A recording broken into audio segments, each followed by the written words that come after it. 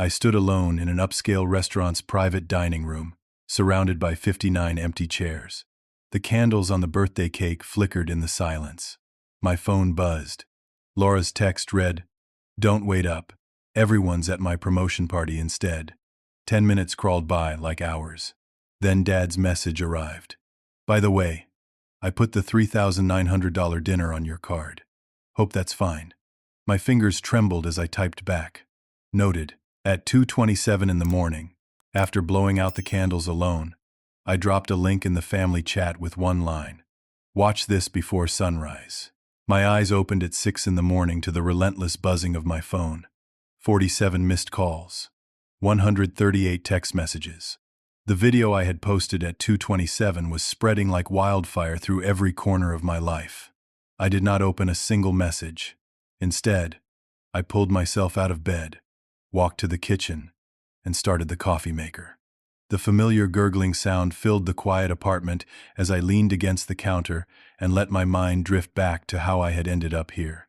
My name is Winston Cole. I am 28 years old, the middle child in a family that stopped functioning the day my mother died 3 years ago. Laura is 31, the golden child who could do no wrong in everyone's eyes. Tyler is 25, the troubled youngest who has been in and out of rehab more times than I can count. And me? I have always been the responsible one, the fixer, the person everyone calls when they need something but never thinks to invite when they are celebrating.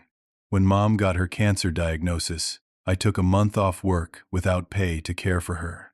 I sat by her hospital bed through endless chemo sessions. I held her hand when the pain became unbearable. I was there when she took her last breath. Laura was too busy climbing the corporate ladder.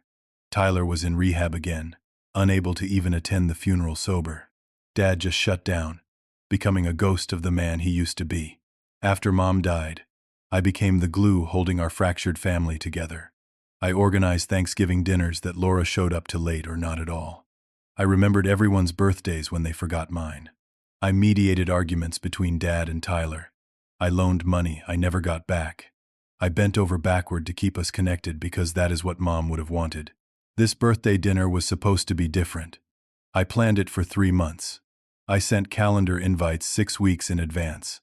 I called everyone personally 2 weeks before to confirm. I sent reminder texts 3 days prior. Every single person said they would be there. Laura promised. Dad promised. Tyler promised. My colleagues, my friends, my extended family, they all promised. The $3,900 charge my father put on my card represented my entire month's discretionary income after rent, student loans, and the $200 I sent him monthly for what he calls household expenses.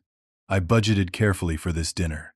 I wanted one night where I felt valued, where people showed up for me the way I always showed up for them. The coffee finished brewing. I poured a cup and opened my laptop. The video had already been viewed over 10,000 times. I finally started reading the messages. The video was 12 minutes long. I had spent hours editing it the night before, fueled by rage and heartbreak. It opened with screenshots of all my planning messages for the birthday dinner, group chats, individual texts, emails, every confirmation, every promise to attend. Then came my mother's voice, a recording from her final birthday message to me, where she made the family promise to always show up for each other, to never let distance or pride tear us apart. The next section showed footage I had taken of the empty restaurant room, the untouched food growing cold on the buffet tables, the unopened wine bottles, the birthday cake with 28 unlit candles, me, alone, lighting those candles with shaking hands and blowing them out in silence. Then came the receipts, the $3,900 charge from Belmont's restaurant, my bank balance afterward showing $212 until my next paycheck in 2 weeks. The evidence of financial devastation for a party no one attended. But the final section was what made the video go viral. The twist no one saw coming. I had requested the security footage from Belmont's parking lot. The timestamp showed 7:29 in the evening, 1 minute before our reservation time. The video captured my father's silver Cadillac pulling into the parking lot. Then Laura's white BMW. Then car after car belonging to the people who had promised to be there. 41 vehicles in total. They all arrived. Every single one of them showed up at the right time to the right place. Then the footage showed Laura getting out of her car and making a phone call. 2 minutes later, every car started leaving. One by one, they turned around and drove away. My father's Cadillac was third in the exodus. Within 8 minutes, the parking lot was empty again except for my old blue Honda Civic sitting alone under the streetlight. The video ended with a simple question in white text on a black screen. Why would 59 people who confirmed attendance all arrive on time, then leave together after one phone call? My phone rang. It was Marcus, my best friend since college. I answered. Winston, man, I am so sorry. I need to explain. His voice cracked with emotion. You were there, I said flatly. I saw your Jeep in the parking lot footage. I know, but it is not what you think. Laura told me she told all of us that you had uninvited everyone in some kind of episode. She said you were having a breakdown and that the family was staging an intervention dinner instead. She showed me text messages from you, Winston. Horrible, angry messages saying you did not want us there anymore, that you were cutting everyone off. I thought I was helping you by going along with the intervention plan. I closed my eyes. What did these messages say exactly? Things like, you will all regret not appreciating me, and this is your last chance to prove you care, or I am done with all of you. Really intense ultimatum stuff. She said you had been acting paranoid and controlling since your mom died. She was crying, Winston. She seemed so worried about you. Marcus, I never sent any messages like that. You have known me for 10 years. Does that sound like something I would write? Silence on the other end. Then quietly, no, it does not. Oh God. Winston, what did she do? She lied to everyone. She fabricated evidence. She orchestrated the whole thing. I took a sip of coffee. It had gone cold. But why? That is what I cannot figure out. There is something else you need to know, Marcus said. About 2 months ago, I ran into Laura at a coffee shop downtown. She seemed really upset. She told me you had gotten some big promotion at work, some director position she had interviewed for. She said it was unfair, that you had connections she did not have. I did not think much of it at the time. But now, the pieces clicked into place. 2 months ago, I had been offered a senior marketing director position at Garrison Media, a Fortune 500 company. It was the opportunity of my lifetime, a $40,000 salary increase, a leadership role, real career advancement. I had been thrilled. What I did not know until Marcus told me was that Laura had also interviewed for that position and been rejected. My phone buzzed with an incoming call. I looked at the screen. Gerald Hutchins, my boss. My stomach dropped. Marcus, I have to go. My boss is calling. Wait, Winston, one more thing. Someone sent your video to our entire professional network. It is everywhere. LinkedIn, Facebook, everywhere. I think it was. I hung up and answered Gerald's call. Winston, we need to talk about this video situation. Gerald's voice was cold, professional, distant. Gone was the friendly tone he usually used with me. The executive team saw it this morning.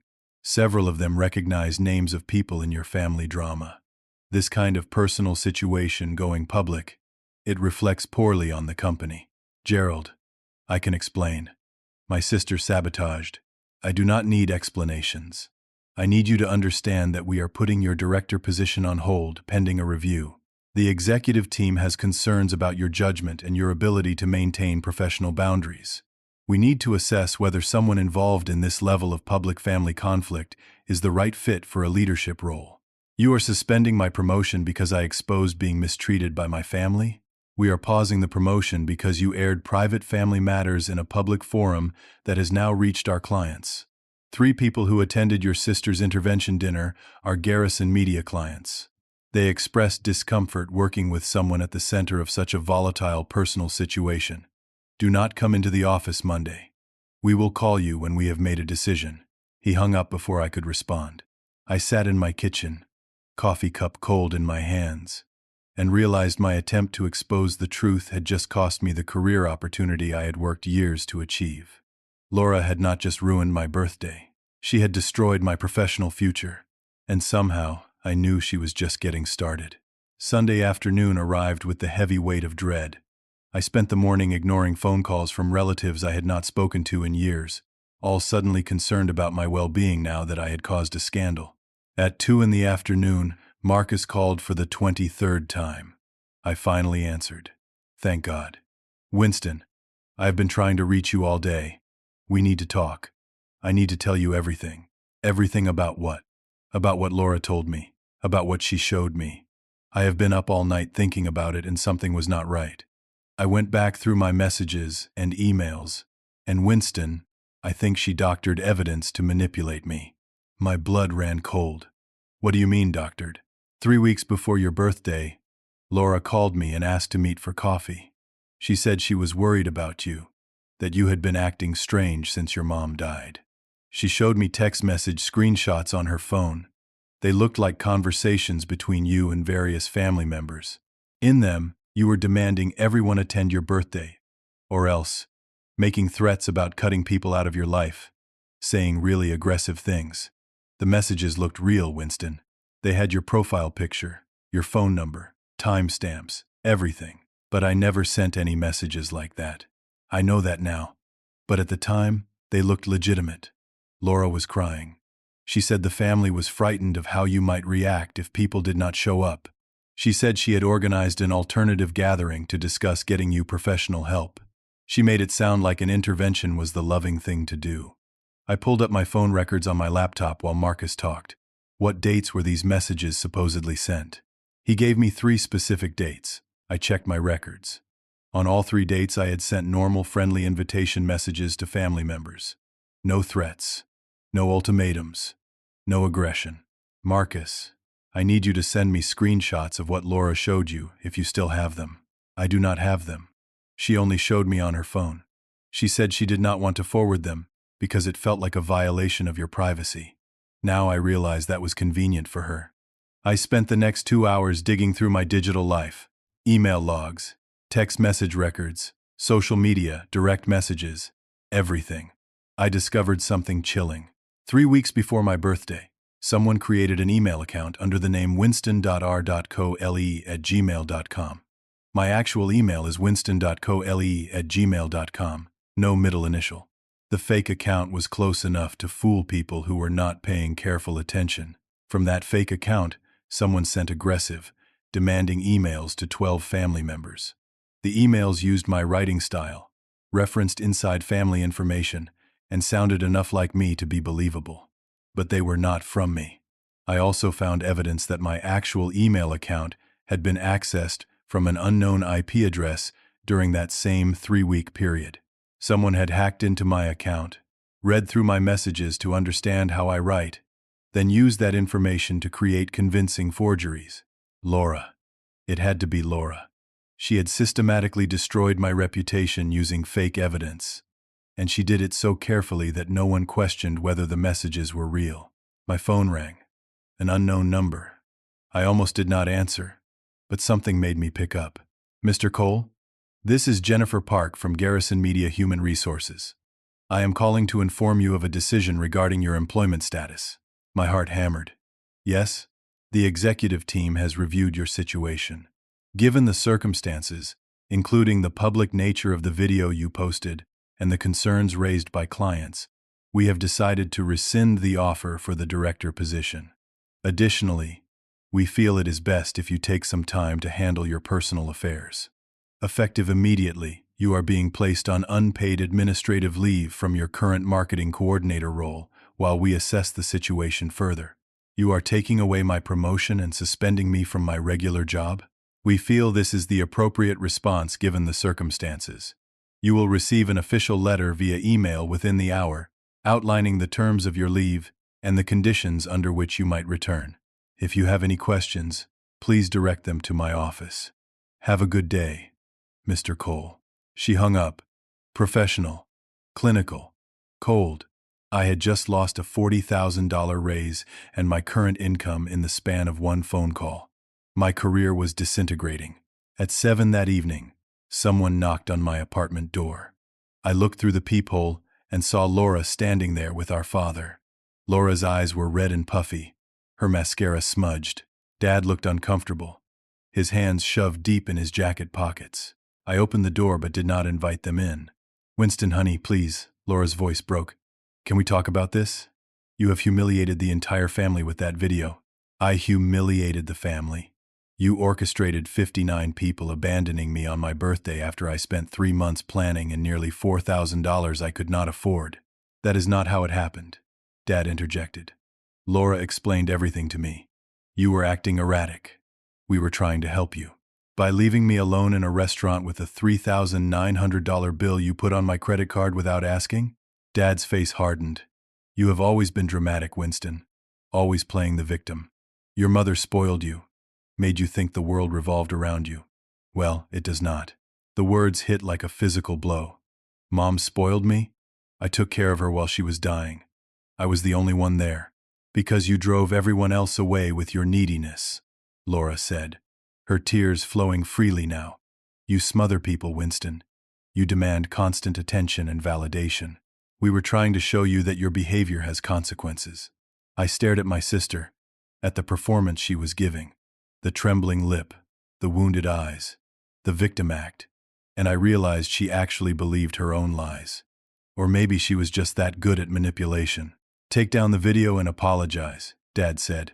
His voice carried an edge I had never heard before. Publicly. Post an apology saying you fabricated the whole thing, that you were having some kind of episode. Do it, or you are cut off from this family forever. Cut off from what family? The one that left me alone on my birthday? The one that is currently destroying my career? That family? Dad stepped closer. His face was inches from mine. You want to know about family? Let me tell you something your mother never wanted you to know. When she died, she left a life insurance policy. $180,000. I have been the executor of her estate. That money was supposed to be split 3 ways, $60,000 for each of you kids. My breath caught. Supposed to be? You never got your share because I decided you did not deserve it yet. You were always asking for loans, always needing help. I figured I would hold on to your portion until you proved you could be responsible. Those household expenses you have been sending me money for? I did not need them. I have been testing you, seeing if you would keep being generous even when you were struggling. You failed that test by posting that video. The room spun. You kept my inheritance? That is $60,000 that Mom left for me, and I will give your entire share to Laura and Tyler instead if you do not apologize and delete that video. I have that right as executor. The will gives me discretion on distribution timing. You have until tomorrow night to decide. Your money or your pride. Choose wisely. They left. I stood in my doorway, shaking with rage and disbelief. My family had not just betrayed me on my birthday. They had been stealing from me for 3 years. And now they were using my own inheritance as blackmail to silence me. I called the only lawyer I knew, Nathan Reeves. He had handled my mother's funeral arrangements. I explained the situation. Winston, I am so sorry. Legally, you do have standing to challenge an executor who is withholding inheritance without valid reason. However, it would require filing a lawsuit against your father. We are talking $15,000 to $25,000 in legal fees, 18 to 24 months of litigation, and no guarantee of success because the will does give him discretion on timing. Do you have that kind of money for a legal battle? I looked at my bank balance. $212. No, I do not. Then I am afraid your father has you in a difficult position. I am sorry, Winston. I wish I had better news. I hung up and sat in the darkness of my apartment. No job, no money, no family support, no legal options, and Laura was out there somewhere, probably celebrating her victory. Tuesday morning brought new horrors. I woke to find my social media accounts flooded with comments from people I barely knew. Most were supportive, but a growing number were vicious. Someone had been spreading a counter-narrative. I traced the source to a private Instagram account under the name Concerned Family Member 217. The account had been created 2 days ago and had already posted 15 stories about me. Each post painted a picture of an unstable, manipulative person who had been financially controlling his grieving father, stealing from the family, and fabricating stories about his innocent sister. The account shared screenshots, the same doctored messages Laura had shown Marcus, but now posted publicly. To anyone who did not know they were fake, they looked damning.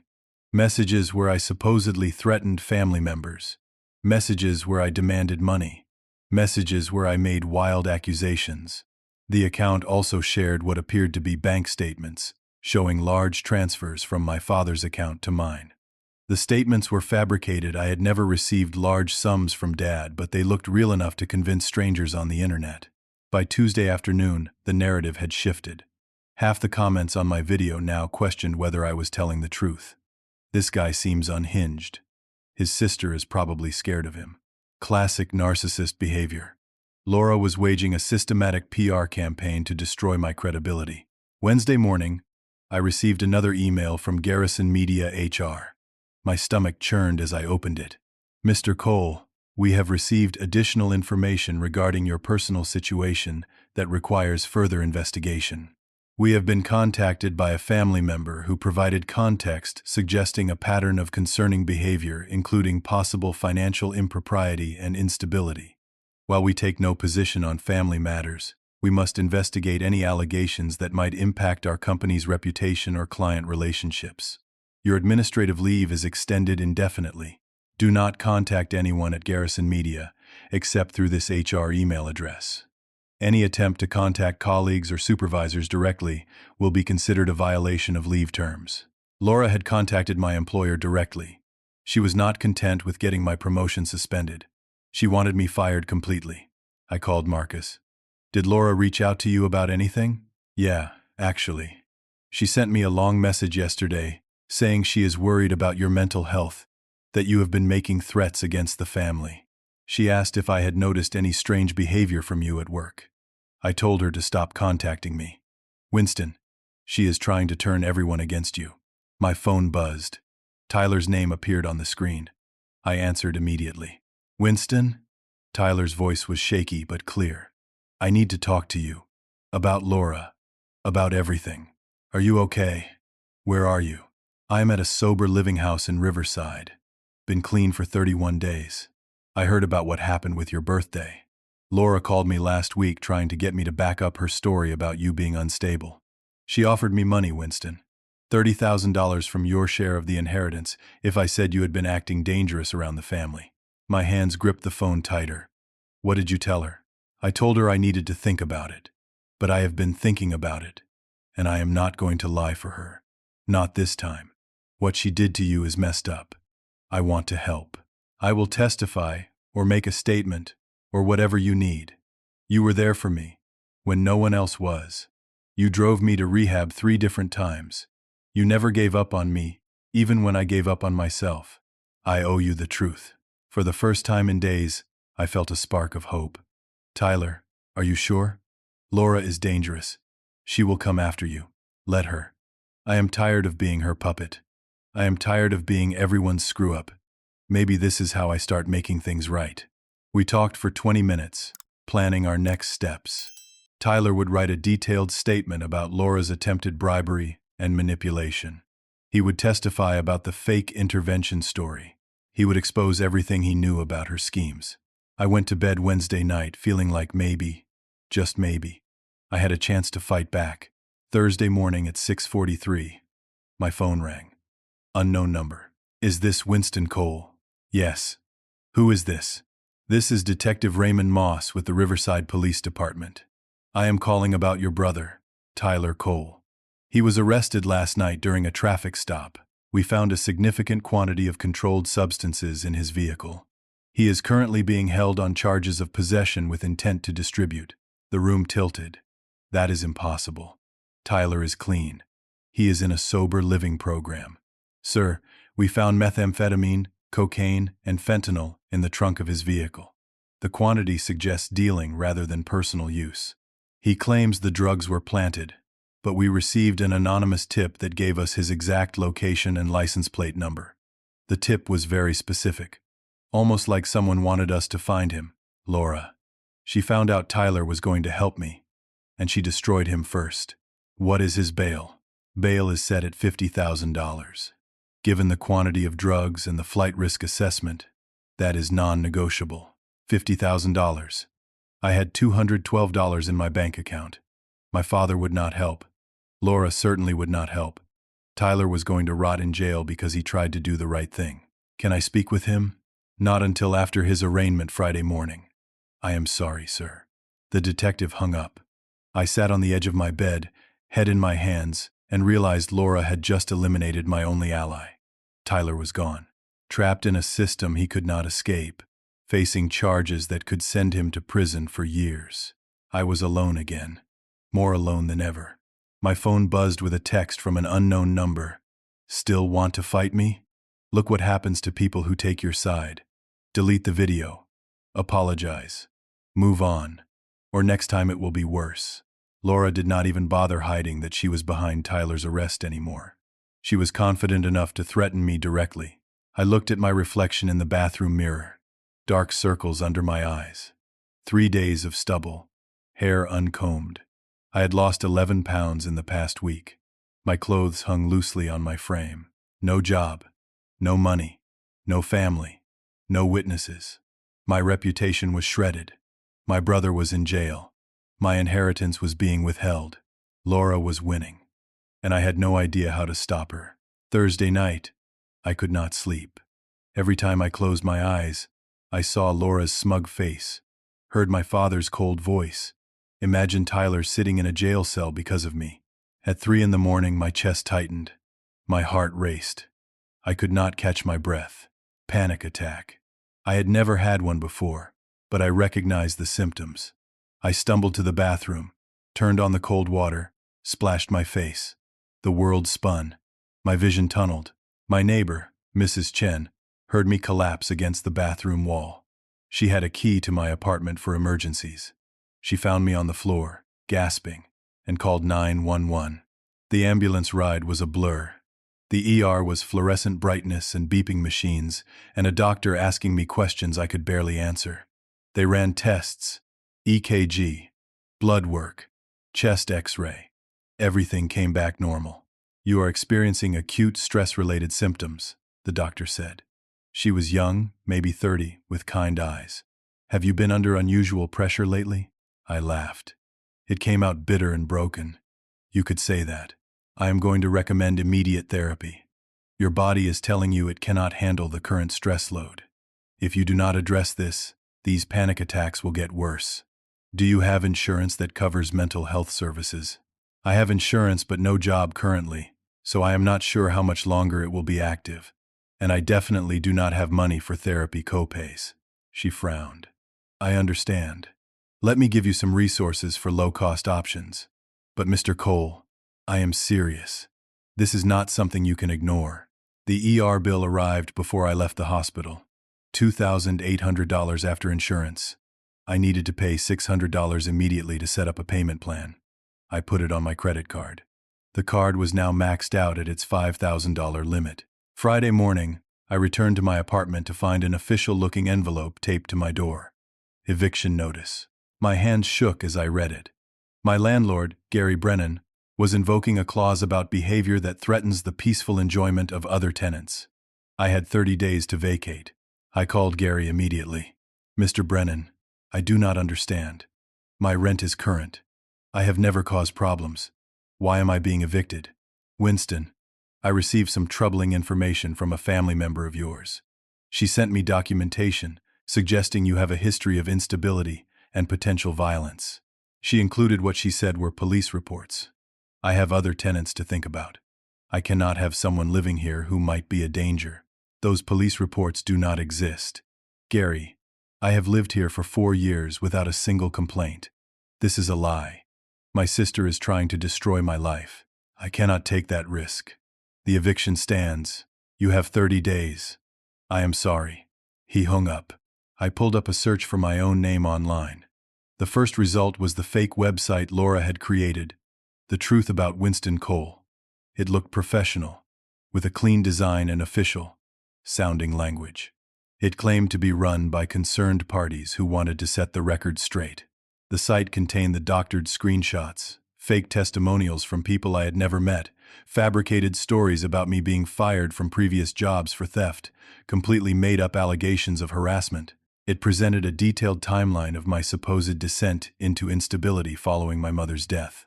The website was search engine optimized. Anyone who Googled my name would find it first. Any potential employer, landlord, or even friend would see this site before they saw the truth. Laura had not just attacked my present. She had poisoned my future. Friday afternoon, my father called. I almost did not answer. Winston, we need to discuss your situation. What situation, Dad? The one where you stole my inheritance? Or the one where Laura framed Tyler and got him arrested? Watch your tone. I am still your father, and I am calling with an offer. A final offer. I am listening. Delete the video. Post a public apology claiming you fabricated everything due to mental health issues. Sign a legal document relinquishing all rights to your mother's inheritance. Agree in writing never to contact Laura again. If you do all of this, I will speak to Gary about the eviction. I will see if I can help smooth things over with your employer. I will give you $5,000 to help you get back on your feet. You want me to lie? Give up $60,000 that Mom left me, and agree never to speak to my own sister, in exchange for $5,000 and maybe keeping my apartment? I am offering you a way out of the hole you dug for yourself. I did not dig this hole. Laura did. She orchestrated everything. She faked evidence. She manipulated everyone. She got Tyler arrested, and you are helping her. Your sister is a successful woman with a bright future.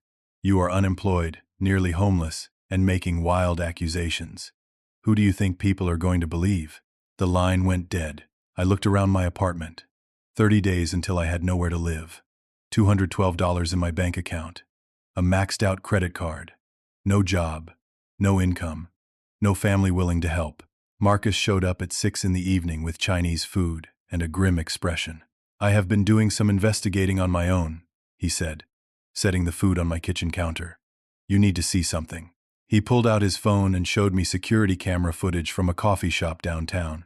The timestamp showed 3 weeks before my birthday.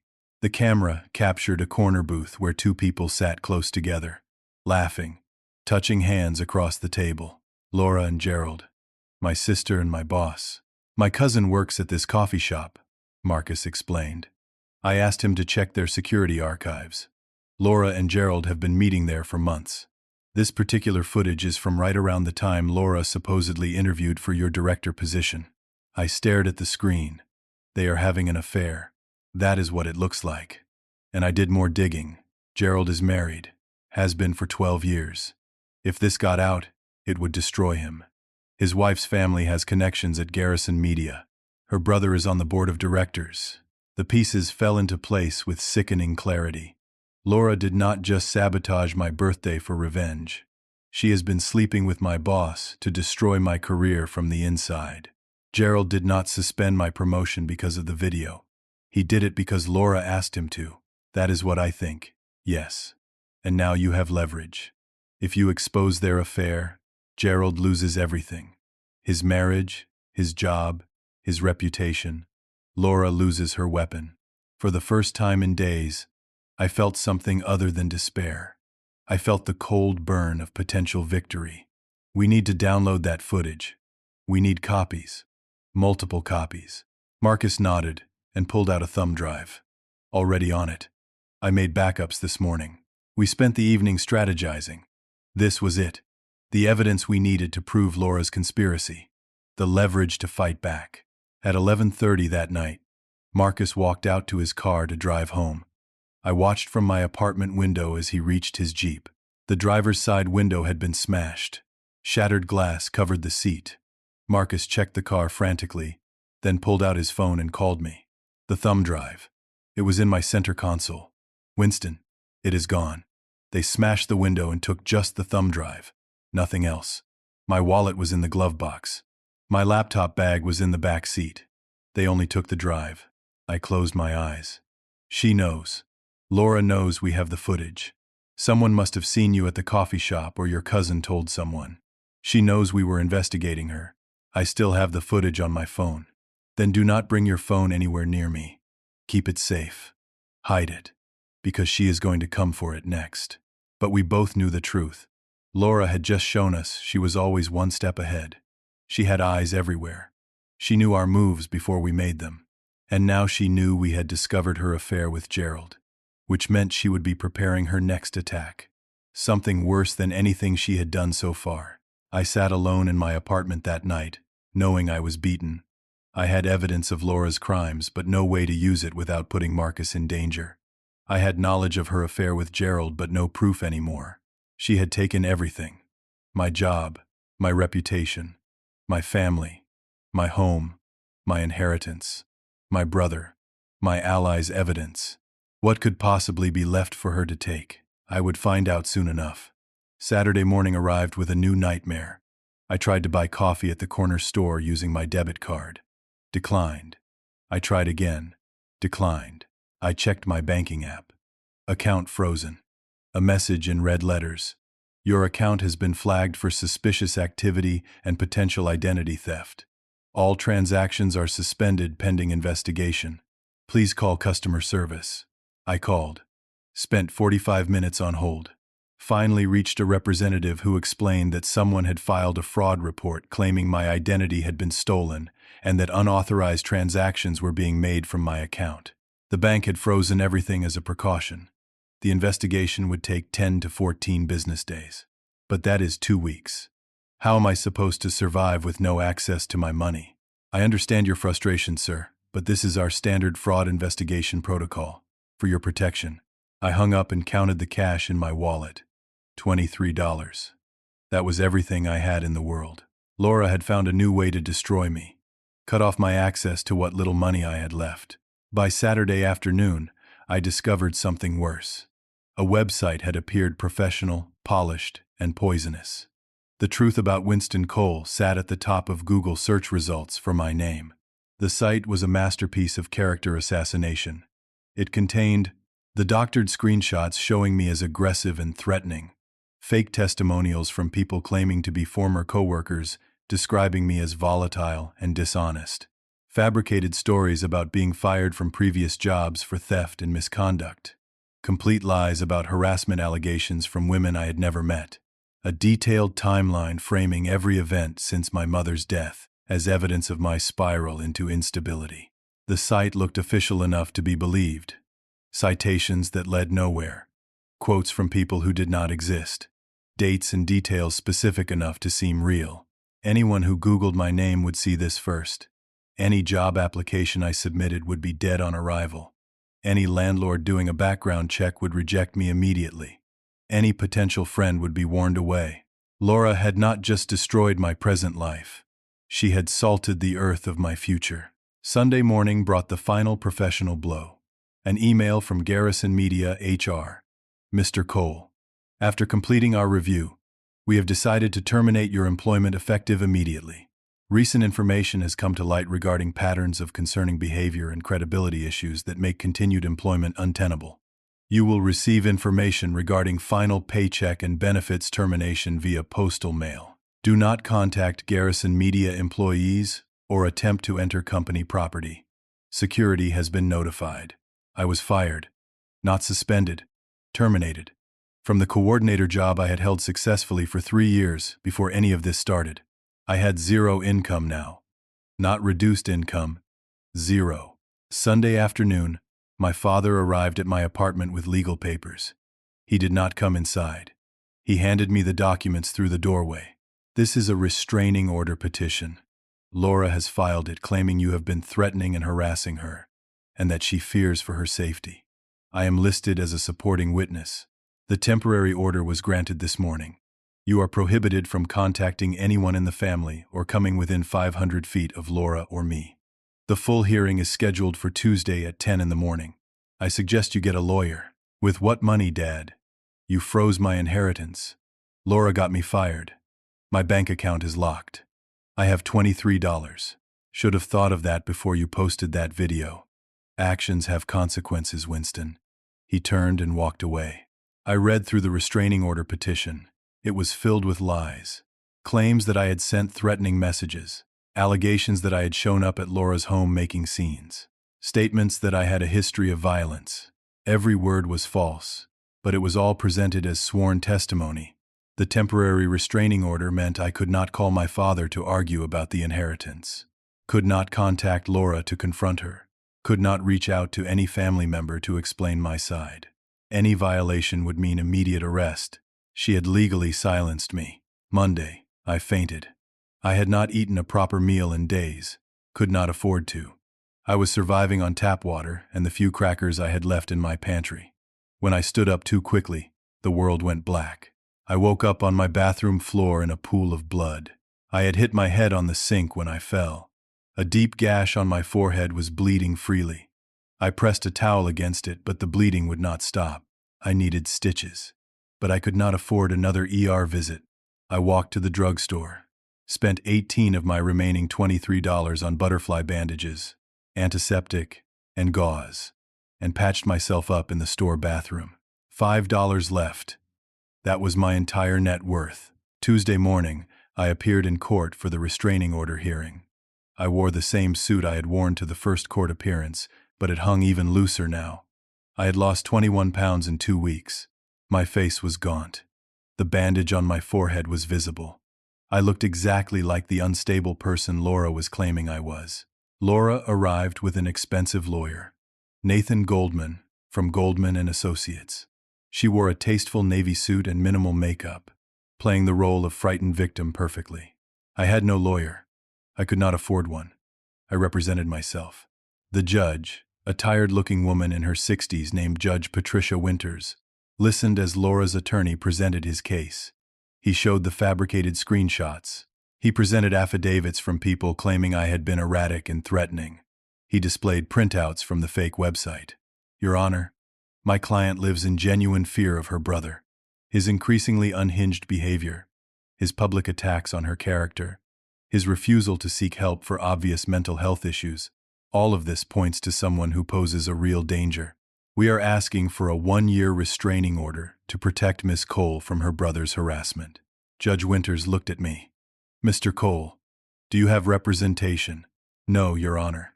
I cannot afford an attorney. Would you like to respond to these allegations? I stood. My legs shook. Your Honor, everything Mr. Goldman presented is fabricated. My sister has systematically destroyed my life over the past 3 weeks because I was offered a job promotion that she wanted. She created fake evidence, manipulated my family, sabotaged my career, and is now trying to legally silence me from exposing what she did. The screenshots are doctored. The website is full of lies. The witnesses have been manipulated or do not exist. I have never threatened anyone. Do you have evidence of this fabrication? I had evidence. Security footage. But it was stolen. I have phone records that show my actual messages were not threatening. But my sister created fake accounts to impersonate me. I stopped. I realized how I sounded. Desperate. Paranoid. Making claims I could not prove. Judge Winters studied me. Her expression was not unkind, but it was not sympathetic either. She saw a disheveled, underweight man with a head wound, no lawyer, and conspiracy theories about his successful sister. Mr. Cole, I am granting the restraining order for 1 year. You are to have no contact with Laura Cole. No phone calls, no emails, no social media contact, no third-party contact. You are to stay at least 500 feet away from her residence, her workplace, and any location where you know she will be. Violation will result in immediate arrest and criminal charges. Do you understand? Your Honor, please. She is lying. She orchestrated. Do you understand the terms of this order, Mr. Cole? I swallowed. Yes, Your Honor. I understand. The gavel came down. I was now legally prohibited from my own family. As I walked out of the courtroom, I saw someone unexpected in the hallway. Gerald, my former boss. He was there for a different hearing, but he saw me, and his face went pale. He looked terrible, exhausted, scared, defeated. Before I could turn away, Gerald walked quickly over to me. Winston, I need to talk to you. I do not think that is a good idea. Please, just for 1 minute. We stepped into an empty hallway alcove. Gerald looked around nervously, then spoke in a rushed whisper. My wife filed for divorce yesterday. Someone sent her anonymous evidence of my affair with Laura. Photos, emails, everything. My marriage is over. Laura promised me this would stay secret. She said if I helped her tank your career, she would be discreet. But she sent everything to my wife anyway. After I did what she asked, the betrayal in his eyes mirrored my own. She used you. She destroyed me. My wife's brother is on the board at Garrison Media. I am being fired tomorrow. They are citing moral turpitude and violation of company policy. My wife is taking the house, the kids, everything.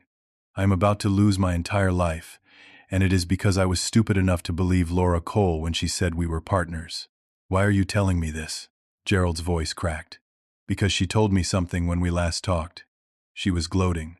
She said, "This was never about the job. I have hated Winston since we were teenagers. Our mother always chose him over me. I want to take everything from him, piece by piece, until there is nothing left. Winston, she is not going to stop. She has some kind of obsession with destroying you completely. And I think she might actually succeed." He walked away, leaving me standing alone in the courthouse hallway. I finally understood. This was never about a job promotion. This was years of resentment, of perceived favoritism, of Laura watching our mother show me affection and feeling overlooked. This was psychological warfare that had been building for years, and my birthday was just the excuse she needed to unleash it all at once.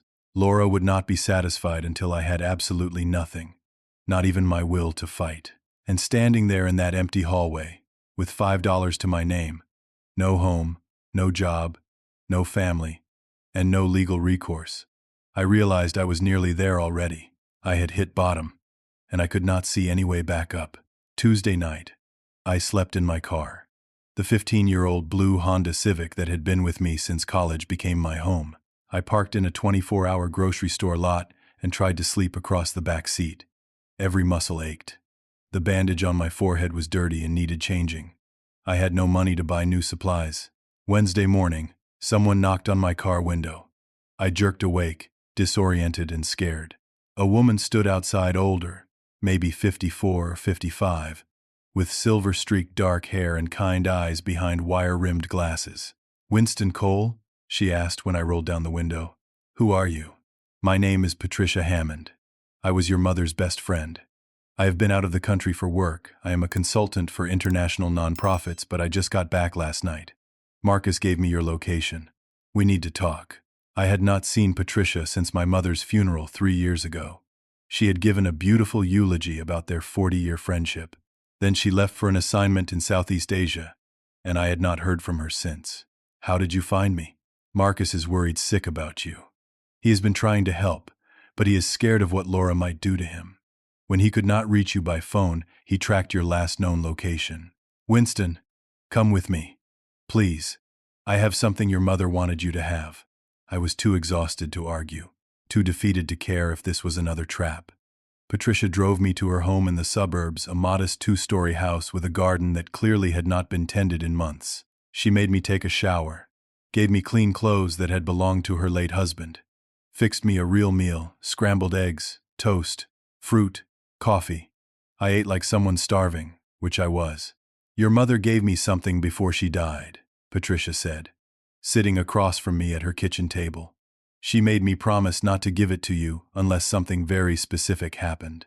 She said, if Laura ever goes after Winston, if she ever tries to destroy him, I need you to protect him. I have set things up, but I need you to be the one to help him understand." Patricia retrieved a locked metal box from her bedroom closet. She opened it with a key she wore on a chain around her neck. Inside was a letter in my mother's handwriting, dated 1 month before she died. "My dearest Winston," it began. "If you are reading this, then Patricia has given you this box because Laura has done something terrible. I need you to know that I saw this coming. I know my daughter. I love her. But I also know what she is capable of when she feels threatened or overlooked." The letter went on to describe incidents from Laura's childhood and teenage years, times when she had manipulated situations to her advantage. An incident in high school where she sabotaged another girl's college applications because the girl had won an award Laura wanted, a pattern of lying and gaslighting that my mother had discovered but tried to address privately. "I found evidence that Laura destroyed your scholarship application 10 years ago," the letter continued. "You thought you had not made the finals for the Davidson scholarship. But I found emails on Laura's computer showing that she intercepted the acceptance letter and sent a decline on your behalf. She could not stand that you were succeeding in an area she cared about." I confronted her. She denied it. cried. Claimed I was choosing you over her. I kept the evidence, hoping I would never need it. But I am keeping it now in case someday you need proof of her patterns. The box contained printouts of those emails. Undeniable proof that Laura had sabotaged me a decade ago. But there was more. Winston, I have also created a second will, the letter said. I did not tell your father or siblings. I created it 1 month ago with a different attorney, and I have had it properly witnessed and notarized. In this will, I leave specific instructions. Your inheritance is to be given to you immediately upon my death. Laura's inheritance is to be placed in a trust with conditions. She can only access it if she completes professional therapy for personality disorders and maintains healthy family relationships. Your father is not the sole executor in this will. Patricia is named co-executor specifically to ensure Laura does not manipulate the situation. Patricia handed me a legal document. A second will, properly executed, dated 1 month before my mother died. It superseded the will my father had been operating under. Your mother knew Laura might try something like this, Patricia said. She tried to protect you, and she appointed me to make sure her wishes were followed. My hands shook as I read through the document. Everything my father had done withholding my inheritance, threatening to give my share to Laura, was illegal under this will. The second will was the valid one. My mother had literally predicted Laura's betrayal and prepared for it. Why did you wait so long to give me this? I only returned to the country 2 days ago. I have been in Bangladesh for 6 months with limited internet access. When I landed and turned on my phone, I had dozens of messages from people telling me about your video, about the family situation. I called my attorney immediately. We have been reviewing everything. Patricia handed me a business card. Nathan Reeves, attorney at law. The same lawyer I had called before. Nathan has been working on this since yesterday. I am paying for everything. Your mother left me specific funds to help you if this situation ever arose. She knew you would not be able to afford legal help. Nathan arrived at Patricia's house within an hour. He brought news. Winston, we have enough to file several legal actions. First, the second will definitively shows your father has been illegally withholding your inheritance. That is executor fraud. We can file civil charges and potentially criminal charges. Second, I have hired a private investigator who has already uncovered significant evidence of Laura's crimes. He spread documents across Patricia's dining room table. Phone records showing Laura made the anonymous tip about Tyler's location to police. Computer forensics showing she created the fake email accounts used to impersonate me. Digital evidence proving she built the defamatory website. Most damning, a document recovered from her work computer showing detailed plans for what she called Project Destroy Winston. The document was chilling. It outlined her entire scheme with timelines and objectives. Week 1. Sabotage birthday. Establish narrative of instability. Week 2.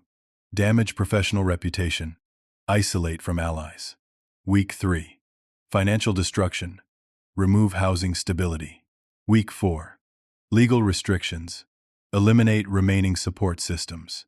Week 5. Complete breakdown. Force surrender or departure. She had literally planned my destruction like a military campaign. How did you get access to her work computer? I asked. Let us just say our investigator has contacts. The evidence is solid. Laura has committed identity theft, wire fraud, computer fraud, defamation, filing false police reports, conspiracy to commit various crimes, and possibly attempted murder, if we can prove she knew the drugs she planted on Tyler were dangerous. For the first time in weeks, I felt something other than despair. I felt the cold fire of potential justice. What happens now? Nathan leaned forward. We file everything simultaneously. Criminal complaints with the FBI for the federal crimes. Civil suits for defamation, fraud, and emotional distress. Motions to enforce the valid will and remove your father as executor. Emergency protective custody for Tyler. We hit her with everything at once, so fast she cannot respond before it is all in motion. Patricia put her hand over mine. Your mother set this up to protect you. She knew Laura was dangerous. All we are doing is executing your mother's plan.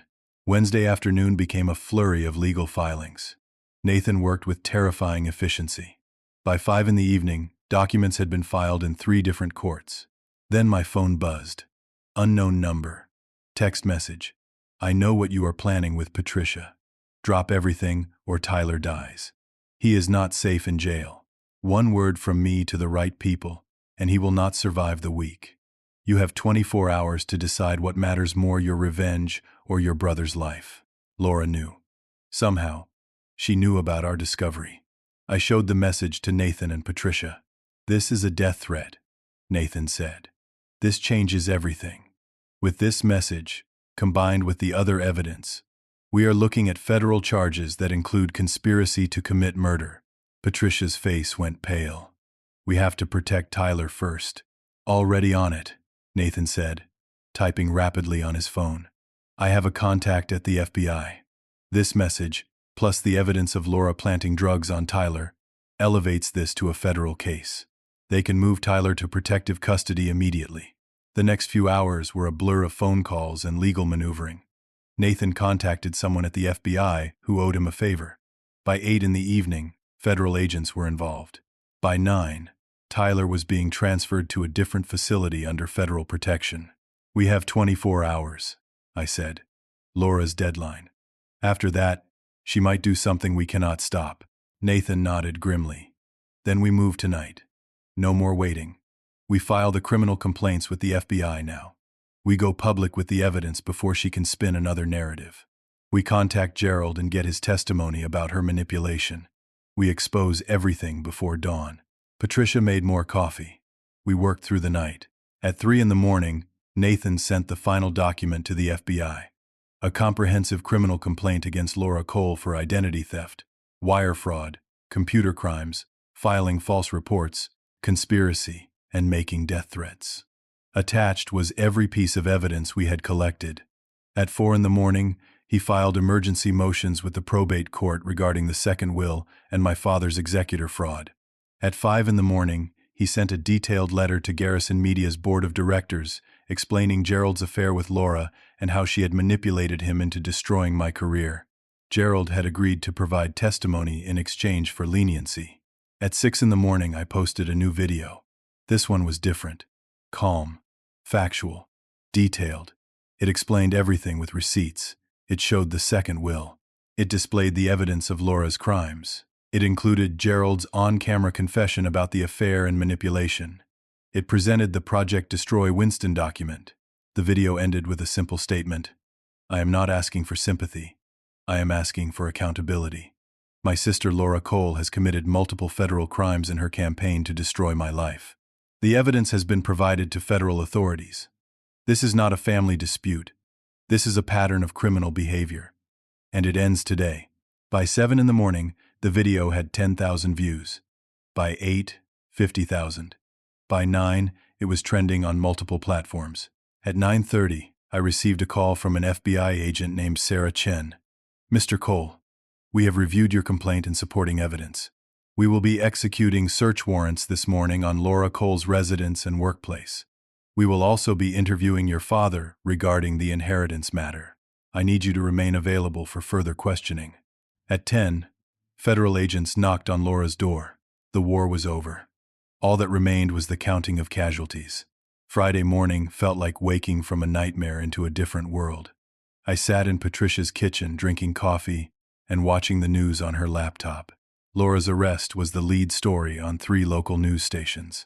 Federal agents executed search warrants this morning at the home and workplace of Laura Cole, 31, on charges including identity theft, wire fraud, computer crimes, and making terroristic threats. According to sources, Cole allegedly orchestrated an elaborate scheme to destroy her brother's career and reputation following a family dispute.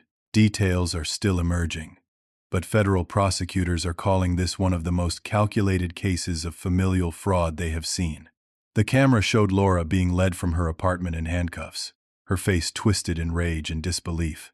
She was screaming something at the reporters, but the audio was muted. My phone rang. Nathan, Winston, it is moving fast. Laura was denied bail. The judge considered her a flight risk given the evidence of planning and manipulation. She is being held pending trial. Your father contacted my office this morning. He is willing to settle the executor fraud case. He will return your full inheritance plus interest. cover your legal fees, and step down as executor. He is also agreeing to family therapy. What about Tyler? Tyler is being released this afternoon. All charges are being dropped. The evidence clearly shows Laura planted those drugs. The prosecutor is furious. Apparently, this is not the first time someone has tried to use false evidence in their jurisdiction, and they are making an example of Laura. Tyler will be released directly into the rehabilitation program your mother set up for him. I closed my eyes and felt something I had not felt in weeks: relief. Over the next 72 hours, the dominoes continued to fall. Gerald issued a public statement admitting to the affair and his role in sabotaging my career. He resigned from Garrison Media before they could fire him. His wife filed for divorce. He lost his house, his reputation, and his standing in the industry.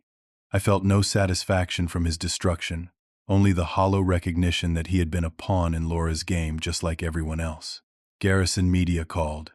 Not HR this time, but the new interim CEO, a woman named Dorothy Richardson. Mr. Cole, we owe you an apology and an explanation. We acted on false information provided by someone we trusted. After reviewing the evidence of Miss Cole's manipulation, we are prepared to offer you your director position back, along with a $50,000 signing bonus as compensation for wrongful termination and emotional distress. We would also like to work with our legal team to help restore your professional reputation. I accepted. Not because I wanted to return to a company that had so easily discarded me, but because I needed the financial stability and the public vindication. The fake website about me was taken down and replaced with legal notices about defamation. Multiple news outlets ran stories correcting the false narrative. My name was being cleared, one article at a time. Patricia, acting as co-executor of my mother's valid will, ensured I received my full $60,000 inheritance, plus an additional $25,000 my mother had specifically designated for rebuilding after hardship. She had somehow predicted I might need exactly that. Tyler called me from rehab, his voice clear and strong. Winston, I am so sorry. For believing her. For almost taking her money to lie about you. For everything. You saved my life by getting me out of that jail. I owe you. You do not owe me anything except staying sober and getting better. 90 days clean as of yesterday. I am going to make it this time, I promise. 3 months passed. I moved into a new apartment in a better neighborhood. I started therapy to process the trauma of what Laura had done. I gained back the weight I had lost plus 5 pounds of muscle from actually having time and money to take care of myself. My hair grew out. My suits fit again. I looked healthy. Marcus and I rebuilt our friendship, stronger than before. He had never stopped believing me, never stopped trying to help, even when it put him at risk. Patricia became a constant presence in my life, exactly the maternal figure my mother had hoped she would be. We had dinner together twice a week. She shared stories about my mother, about their decades of friendship, about the woman I was still learning to understand even after her death. Tyler completed his 90 days in rehab and moved into a sober living facility funded by the trust my mother had established. He called me twice a week. Sometimes we talked for hours, other times just a few minutes. But he always called. He was rebuilding himself, one sober day at a time. My father reached a settlement with Patricia and me regarding the inheritance. He returned every penny he had withheld, plus interest, plus my legal fees. He also agreed to attend family therapy, which we started in January. The sessions were awkward and painful, but necessary. He was finally confronting his own role in enabling Laura's behavior and neglecting Tyler's struggles. He was finally seeing me as a person rather than the son who had always been expected to hold everything together. I was angry at you for being there when your mother died, he admitted during one session. You got to be with her when I could not handle it. You were stronger than me, and I resented you for it. Laura told me you were manipulative, that you were using the family. And I wanted to believe her because it was easier than admitting I had failed as a father. I am sorry, Winston. I am so sorry. It was not enough to fix everything, but it was a start. 6 months after that terrible birthday, I received news about Laura's legal case. Nathan called with an update. Laura took a plea deal. 5 years in federal prison, 3 years supervised release after that, full restitution to you for all financial damages. mandatory psychological counseling, and a permanent restraining order prohibiting contact with you or Tyler. She avoids a trial and a potential 15-year sentence, but she loses everything. What about her career? She was fired the day she was arrested. Her professional license has been suspended. The companies she worked with are distancing themselves. Her reputation is destroyed. When she gets out of prison in 5 years, she will be starting over from less than nothing. I felt no joy in Laura's downfall, no satisfaction in her imprisonment, only a deep, weary sadness for what our family had become. The legal resolution came 1 year after my birthday. Patricia and I stood in the probate court as Judge Barbara Martinez officially validated my mother's second will, awarded me my full inheritance, and removed my father as sole executor. "Your mother was a wise woman," Judge Martinez said as she signed the final order. "She saw trouble coming and prepared for it. That is the greatest gift a parent can give, protection that extends beyond their own life." 1 year and 2 weeks after my birthday, I celebrated turning 29. This time was different. I made a reservation at a casual Italian restaurant. No private room, no elaborate plans, just good food and honest company. 8 people attended. Patricia sat at the head of the table, beaming like the proud aunt she had become. Marcus and his wife Sarah were there, their support unwavering. Tyler came with his sponsor from his recovery program, 6 months, sober and thriving. 2 colleagues from my new position at Garrison Media who had become genuine friends. And Nathan, the lawyer who had fought for me when I had nothing. 8 people, not 59. But these 8 people actually showed up. These 8 people had stood by me when I was broken. These 8 people valued me not for what I could do for them, but for who I was. When they sang happy birthday, everyone was present. When they raised their glasses to toast, the words were genuine. When I blew out the candles, I was surrounded by real love. Tyler asked what I wished for. I smiled and said, "Nothing. For the first time in my life, I do not need to wish for anything. I already have what matters." Later that night, alone in my apartment, I opened the drawer of my desk and pulled out the original receipt from Belmont's restaurant. $3,900 for a party no one attended. I had kept it as a reminder, but not a reminder of pain, a reminder of transformation. That night, 59 people did not show up, was the night I stopped needing them to. That night I sat alone in a room meant for dozens, was the night I learned the difference between being surrounded by people and being supported by the right people. Laura taught me the most valuable lesson of all, though she never intended to. She showed me that the person who tries to take everything from you ends up revealing what truly cannot be taken: your integrity, your resilience, your capacity for genuine connection. She tried to destroy me. Instead, she destroyed everything in my life that was false, leaving only what was real. The fake friendships burned away. The toxic family dynamics collapsed. The job at a company that did not value me vanished. The reputation built on others' opinions crumbled. And from those ashes, I built something better. Smaller, more authentic, more valuable. Patricia framed a quote my mother loved and gave it to me on my new birthday. "Sometimes being broken down completely is the only way to rebuild correctly."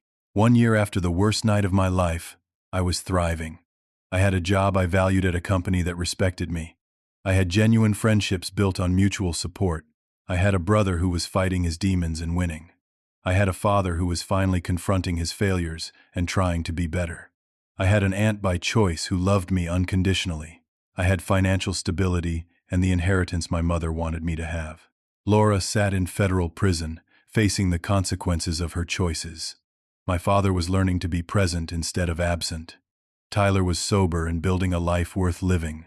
And I had learned that family is not about blood, it is about who shows up.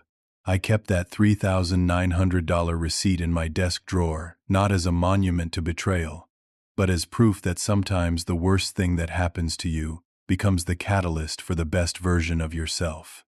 The night 59 people did not show up was the night I stopped needing them to.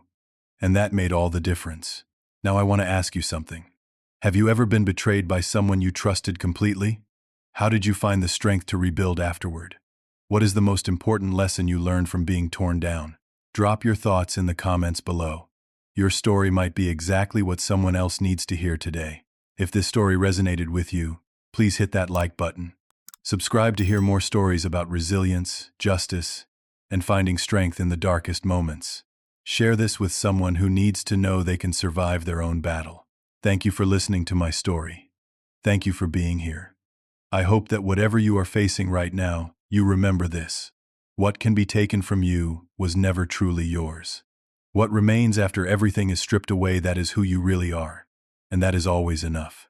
Stay strong, stay true, and never let anyone convince you that their version of you is more real than your own truth. Until next time.